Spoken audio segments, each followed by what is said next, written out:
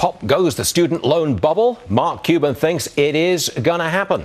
Financial guru Derrick Kinney is worried about it, and not just for the students. Derrick, welcome to the program. But first of all, if this bubble pops, what does that mean? What happens?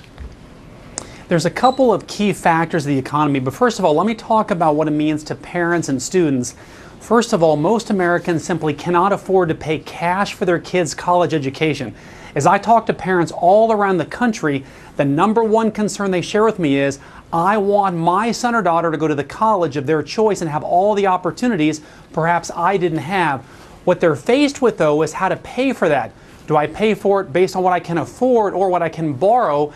And sadly, most parents choose the loans, which saddle those students with debt, many of which cannot dig themselves out of for many years after graduation. It affects their credit score. They can't buy cars, houses. Bottom line, they've got a great college degree, but no money to build themselves financially. So I, as a parent, if my child is off to college, the question I have to ask is, if I take out a loan, if the child or I take out a loan, can I repay it? That's the key question, isn't it? That is exactly the key question, and it's also a very hard question, Stuart, because as parents and grandparents, people want to provide this great opportunity, this gift for their kids and grandkids. What I ask parents to think about is, what type of college best suits their child for what they may do in the future? For example, teaching is such a great occupation, well respected. If a person goes to an Ivy League school, takes out loans, and teaches, they may never pay those loans back. They're saddled with debt for the rest of their lives. So it's incumbent upon the student and also the parent to think about what school best prepares my son or daughter, grandchild, to best suit them for what they're going to do down the road.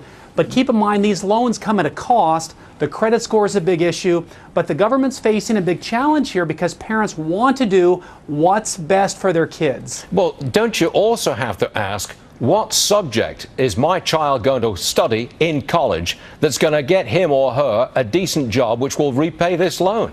The subject matter that they're going to study, that's of paramount importance, isn't it? That's right. Recent studies, Stuart, for example, recently just out this year, millennials were surveyed ages 22 through 32. A third of them regret having gone to college. Now, what an awful statistic, but it's because they graduated with more debt than they planned on, and it basically held them back financially from achieving any of the goals they wanted to go for. So the burden is on the parents' shoulders squarely right now more than ever to make sure they take out what they can afford and can pay back in a couple years after graduation. If not, they're holding their kids back while giving their kids a great educational opportunity. They're holding them back from achieving their job goals and possibly retirement goals down the road. It's a problem for parents deciding what they're going to do here because they've got to shell out for the child's education, but they should also be saving for retirement. I mean, people are really pinched in those two opposing things right there. This is a real tough thing. It's a tough quandary to be in. No one gives people retirement loans, but they will often give people education loans. The challenge, Stuart, is this. People want to be realistic about their education and what they pay for, but also their retirement as well. Everything in moderation is the key right now.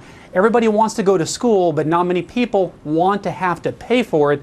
Take some time. If you're behind the 8 ball, better to go to a junior college or let your child figure out what they want to do before specializing. That can save parents thousands of dollars just with that one decision alone. Yes, sir.